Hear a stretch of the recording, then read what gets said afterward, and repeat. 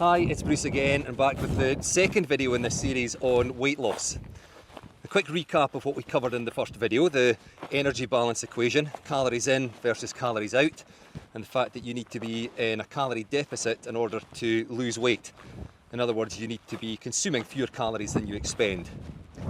On this video, we'll look at exercise for weight loss, and you could be forgiven for thinking that I'll talk about using exercise, in particular cardio, to burn more calories, focus on that calories outside of the equation. But I've never found that to work particularly well, and I think I'm backed by the science on this. There are a number of studies which show that when people rely only on exercise for weight loss, they tend not to be particularly successful.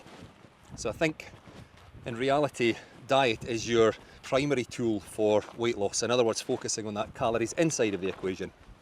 So where does that leave us with exercise? Well, it's still a massively important part of the process, but just not for the reasons that most people think. When you lose weight, in an ideal world, you would lose only fat tissue. In reality, 30 to 40% of the weight you lose can come from muscle. And that's not ideal for a number of reasons. It's not great from a health perspective. You might well find that you're not particularly happy with how you look at the end of the diet if you've lost a lot of muscle. And it doesn't do wonders for your metabolism either. So when you're losing weight, you want to do everything you possibly can to hold on to muscle tissue. Now, how do you do that? Quite simply, resistance exercise. You lift weights. So in the limited time that most of us have available for exercise, and we spoke about this in the last video, if you're a busy parent or professional, if you can find 2 to 3 hours a week for exercise, you're doing well. So I would spend that time in the gym lifting weights. 30 to 60 minutes spread out across the week. Monday, Wednesday, Friday would be ideal. You want to lift fairly heavy, has to be fairly challenging.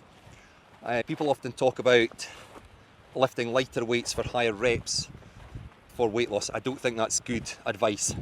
If you have time over and above that for additional exercise, then by all means do some cardio. I'm not saying cardio is a bad thing, it's hugely important for health reasons. I'm just saying that from a weight loss point of view, it doesn't have any magic and it's probably not your priority. Beyond that, it's just a case of being as active as you possibly can throughout the day.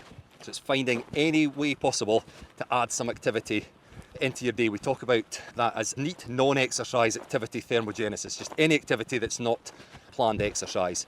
How do you do that? Well, that could be things like parking further away from the shop so you've got further to walk there and back. If you have a job where you're sitting at a desk, set an alarm, get up every hour and do something, walk around the garden, up and down the stairs. It all adds up. It could be things like washing your car, and I should probably take my own advice on that. So as a quick recap, in the time that you have available each week for planned exercise, prioritise lifting weights 2 to 3 times a week, 30 to 60 minutes. If you have more time than that, then sprinkle in some cardio and then find any way you possibly can to be more active throughout the day. So that's it from an exercise perspective. In the next video, we'll focus on diet and how to set that up. If you've got any questions in the meantime, please ask. Otherwise, I'll see you next time.